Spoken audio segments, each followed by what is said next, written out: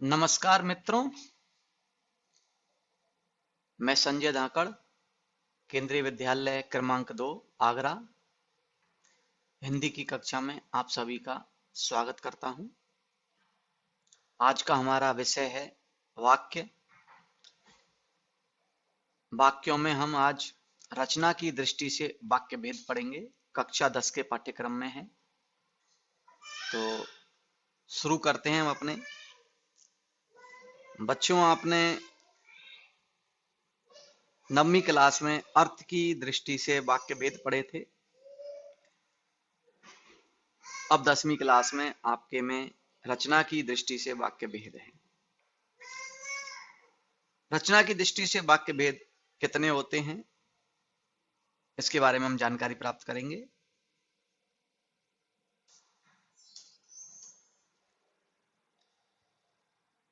सबसे पहले हम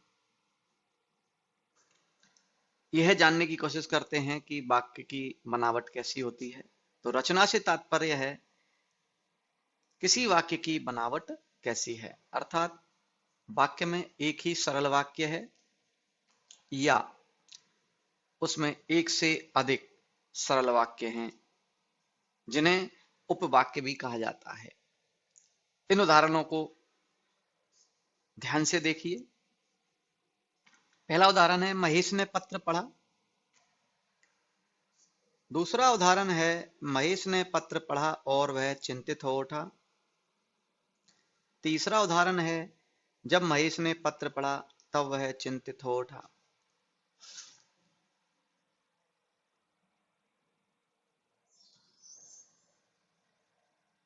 जब तीनों वाक्यों को हम देखते हैं तो पहले उदाहरण में एक ही वाक्य है, दूसरे वाक्य में दो उपवाक्य हैं, तीसरे वाक्य में भी दो उपवाक्य हैं। तो आइए इनकी रचना पर हम ध्यान देते हैं।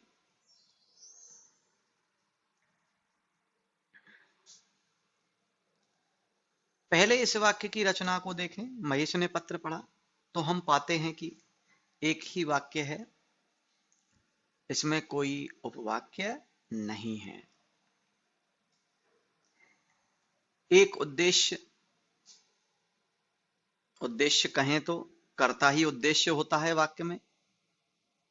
एक विधेय, कर्ता के संबंध में जो कुछ कहा जाता है वह विधेय होता है। तो एक उद्देश्य महेश हो गया और विधेय हो गया पत्र पढ़ा। एक ही मुख्य क्रिया है, पढ़ा।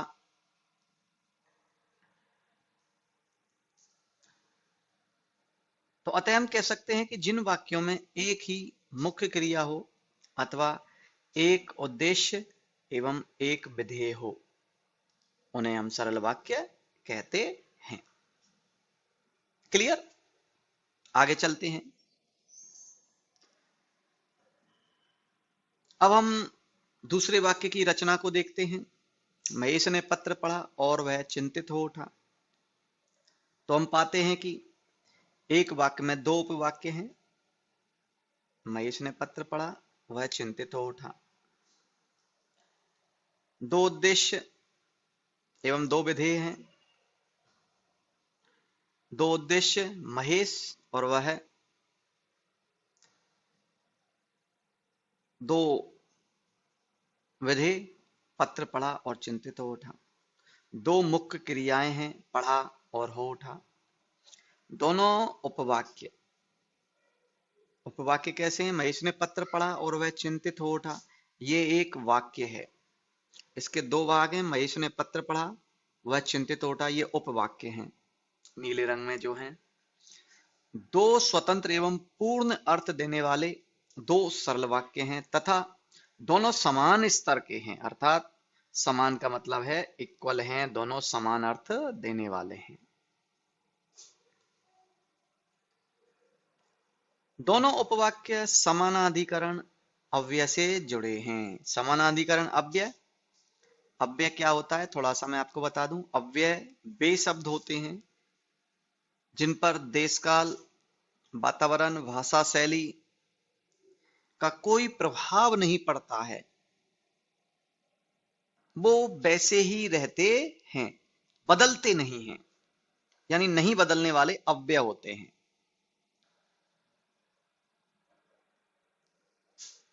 तो इन वाक्यों में हम देखते हैं दोनों में से कोई एक दूसरे पर आश्रित नहीं है।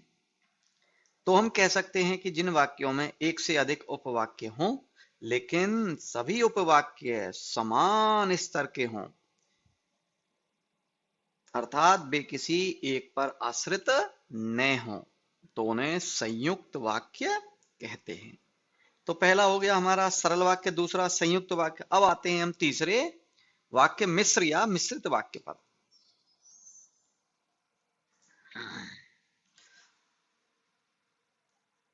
अब इस वाक्य की रचना को देखते हैं हम। जब महेश ने पत्र पढ़ा तब वह चिंतित हो उठा। एक नीले रंग में है, एक लाल रंग में। एक वाक्य में दो उपवाक्य हैं। महेश ने पत्र पढ़ा, वह चिंतित हो उठा। दो उद्देश्य हो गए।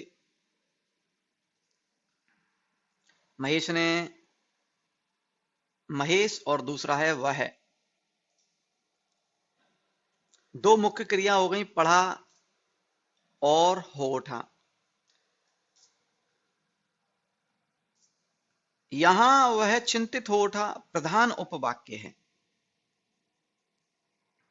तथा महेश ने पढ़ा आश्रित उपवाक्य है, क्योंकि यह उपवाक्य दूसरे प्रधान उपवाक्य के क्रिया विशेषण के रूप में आया है। दोनों उपवाक्य व्यधिकरण अव्यय से जुड़े हैं। दोनों में से एक दूसरे पर या दोनों एक दूसरे पर आश्रित हैं। आश्रित का मतलब डिपेंड हैं, एक दूसरे के बिना वो उनका स्वतंत्र अस्तित्व नहीं है। तो हम कह सकते हैं कि जिन वाक्यों में एक से अधिक उपवाक्य हों लेकिन उनमें से एक उपवाक्य प्रधान या स्वतंत्र होता है या हो तथा अन्य सभी उपवाक्य उस पर आश्रित हों, तो उन्हें हम मिश्र वाक्य कहते हैं। अब देखते हैं, ध्यान देने योग्य जो बातें हैं इसमें।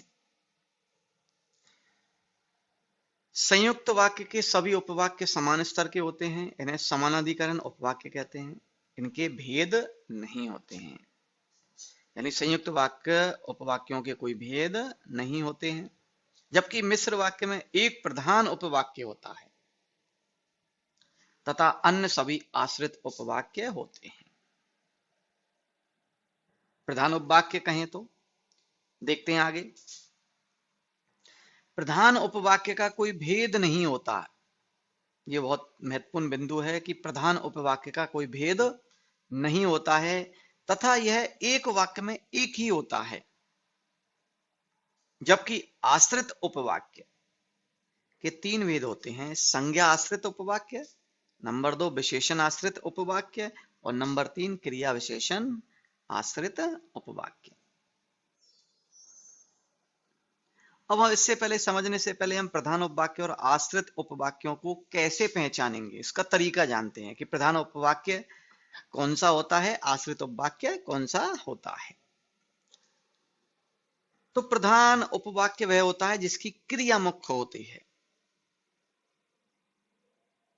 जिसकी क्रिया मुख्य होती है। जैसे, जबकि आश्रित उपवाक्यों का प्रारंभ प्राय की, क्योंकि, जो, जिसे, जिसकी, जिसके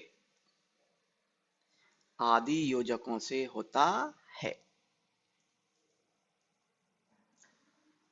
इसको पहचानने का सबसे सरल तरीका यह है कि प्रधान उपवाक्य को कैसे पहचानें।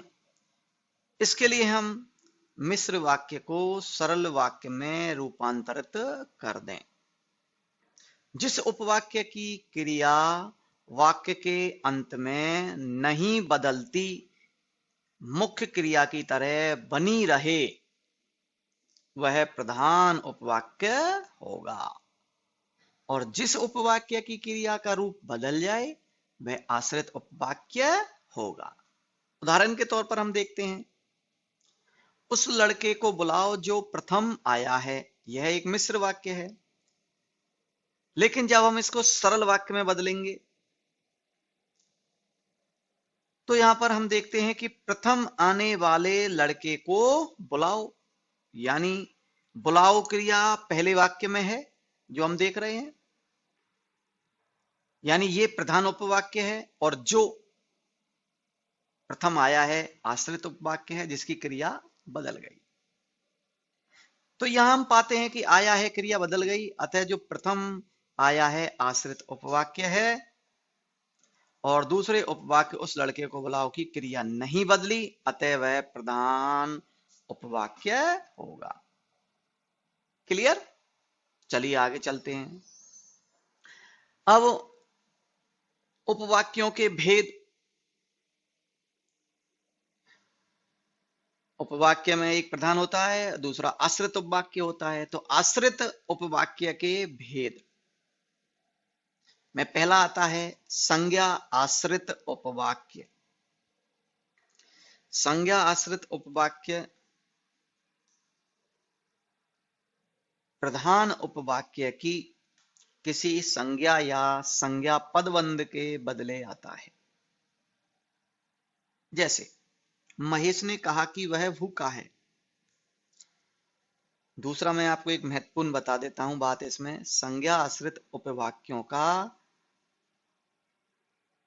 प्रारंभ हमेशा की से होता है। किससे होता है? की से होता है। इसको पहचानने का सबसे आसान और सरल तरीका है कि इसका प्रारंभ हमेशा की से होता है।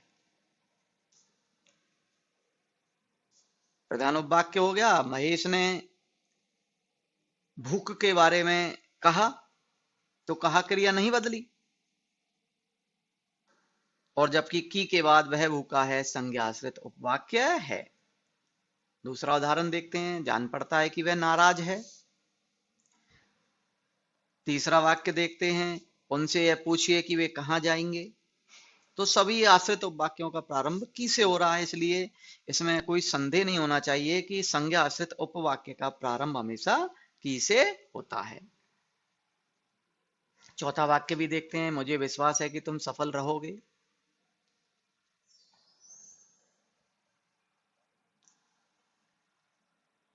इन्हें संज्ञा आश्रित उपवाक्य कहते हैं क्योंकि सारा उपवाक्य एक संज्ञा की तरह आता है। अगला उदाहरण है, महेश ने कहा कि वह भूखा है। जान पड़ता है कि वे नाराज है। उनसे यह पूछिए कि वे कहां जाएंगे। इन तीनों को जब हम पढ़ते हैं तो यहां पर हम पाते हैं कि आश्रित उपवाक्य प्रधान उपवाक्य ही जान पड़ता है, क्रिया के उद्देश्य की तरह आता है, आया है। उद्देश्य हमेशा संज्ञा होता है, अतः यह वाक्य एक संज्ञा की तरह आया है। अब दूसरा आता है हमारा विशेषण आश्रित उपवाक्य। विशेषण हम सब जानते हैं, संज्ञा सर्वनाम की विशेषता बतलाने वाले शब्द जो विशेषता बतलाते हैं विशेषण कहलाते हैं। तो विशेषण पर आश्रित उपवाक्य या विशेषण आश्रित उपवाक्य। मेरे पास एक कलम है जो लाल रंग की है। यहां पर आप देख रहे हैं कि दो वाक्य हैं, मेरे पास एक कलम है और दूसरा है लाल रंग की है, दोनों अंडरलाइन हैं। तो जब हम ये पढ़ते हैं तो हम क्या पाते हैं, देखिए, मेरे पास एक कलम है प्रधान उपवाक्य है जो विशेषण आश्रित उपवाक्य है। कारण क्या है? यह उपवाक्य एक विशेषण की तरह आया है, लाल रंग, यानी कलम की विशेषता बता रहा है कि लाल रंग की है, तो विशेषण के रूप में आया है, इसलिए इसे विशेषण आश्रित उपवाक्य कहते हैं। उस लड़के को बुलाओ जो प्रथम आया है, लड़के की विशेषता बतला रहा है, लड़का प्रथम आया है, तो लड़के को बुलाओ, प्रथम आया है, यानी प्रथम आया लड़के की विशेषता है, अतः यह उपवाक्य एक विशेषण की तरह आया, इसलिए इसे विशेषण आश्रित उपवाक्य कहेंगे। और नंबर 3 आता है क्रिया विशेषण आश्रित उपवाक्य। क्रिया विशेषण आपको मैं बता देता हूं, जो शब्द क्रिया की विशेषता बतलाते हैं, जो शब्द क्रिया की विशेषता बतलाते हैं वो क्रिया विशेषण आश्रित उपवाक्य होते हैं। उदाहरण के तौर पर हम देखते हैं, जैसे ही वह घर पहुंचा वैसे ही वर्षा होने लगी। यहां दो वाक्य हैं, वह घर पहुंचा और वर्षा होने लगी। लेकिन दोनों व्यधिकरण अव्ययों से जुड़े हुए हैं, जैसे ही वैसे ही। इसलिए हम देखते हैं यहां पर कि जैसे ही वैसे ही योजक हैं, क्रिया विशेषण आश्रित उपवाक्य है ये, और दूसरा प्रधान उपवाक्य। यानी जब हम इसको सरल वाक्य में बदलेंगे तो मैं उसके घर पहुंचते ही वर्षा होने लगी। उसके घर पहुंचते ही वर्षा होने लगी। तो वर्षा होने लगी, वाक्य की क्रिया नहीं बदली है, तो निश्चित रूप से प्रधान उपवाक्य होगा। और घर पहुंचा, पहुंचते ही ये बदल जाता है, तो ये क्रिया विशेषण आश्रित उपवाक्य होता है। यह उपवाक्य एक क्रिया विशेषण की तरह आता है। मैं वहीं रहता हूं जहां आपका घर है।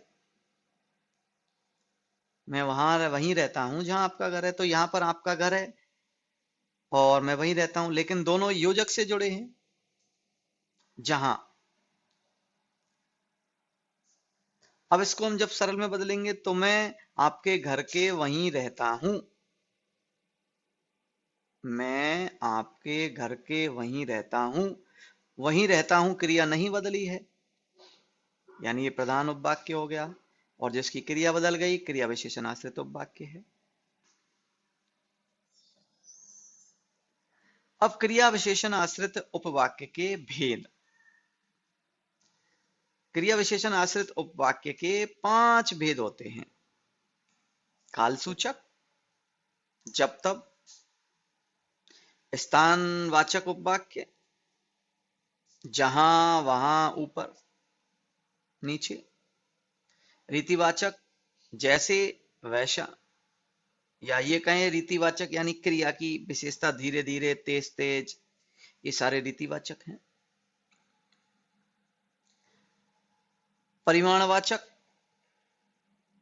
परिमाण का मतलब होता है मात्रा। उसने जितना परिश्रम किया उतने ही अच्छे अंक मिले, परिमाण हो गया। अंतिम है परिणामवाचक उपवाक्य। यदि वर्षा होती तो फसल अच्छी होती, यानी वर्षा अच्छे होने का परिणाम फसल का अच्छा होना है। तो इस प्रकार इसके 5 भेद हो गए क्रिया विशेषण आश्रित उपवाक्य के। अब पढ़ते हैं हम अव्यय, जो मुख्य रूप से पूछे जाते हैं। समुच्चय बोधक अव्यय। समुच्चय बोधक अव्यय क्या होता है? दो शब्दों, वाक्यांशों या वाक्यों को आपस में मिलाने या जोड़ने वाले शब्द या अव्यय शब्द समुच्चय बोधक कहलाते हैं। जैसे मोहन एवं गीता बातें कर रहे हैं, या मोहन और गीता को जोड़ रहे हैं। उसने कोशिश की परंतु सफल नहीं हुआ। लेकिन, किंतु, परंतु सभी संयुक्त वाक्य में आते हैं। सुबह हुई और सूरज निकला। इस प्रकार हम पाते हैं कि एवं, परंतु और दो वाक्यों को जोड़ रहे हैं। इनको जोड़ने के कारण इन्हें समुच्चय बोधक या योजक अव्यय कहते हैं। समुच्चय बोधक अव्यय के 2 भेद होते हैं। नंबर 1, समानाधिकरण समुच्चय बोधक, जो समान वाक्यों को जोड़ता है। जो अव्यय समान स्तर के शब्दों, वाक्यों या वाक्यों को आपस में मिलाते या जोड़ते हैं, समानाधिकरण समुच्चय बोधक अव्यय कहलाते हैं। 4 प्रकार के होते हैं। नंबर 1, संयोजक, जोड़ने वाले, और, तथा, एवं। उदाहरण के रूप में भाई और बहन जाते हैं। विकल्प या अथवा, जैसे आप घर जाएंगे या कार्यालय। विरोध दर्शक, पर, परंतु, किंतु, लेकिन, मगर, वल की, विरोध। उसने चोर को पकड़ना चाहा परंतु वह भाग निकला। परिणाम दर्शक, अन्यथा, नहीं तो, इसलिए फलते। नौकर ने चोरी की थी इसलिए निकाल दिया गया। तो ये परिणाम को इंगित कर रहे हैं।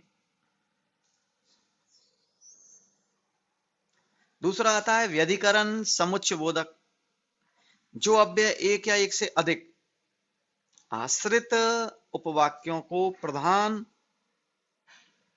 उपवाक्यों से जोड़ते हैं, इन्हें व्यधिकरण समुच्चय बोधक अव्यय कहते हैं। ये भी 4 प्रकार के होते हैं। कारण बोधक, कारण बोधक में जैसे क्योंकि, चूंकि, ताकि, इसलिए, कि। जैसे मैं नहीं आ सका क्योंकि मैं बीमार था। संकेत बोधक, यदि, तो, यद्यपि, तथापि, यद्यपि, परंतु।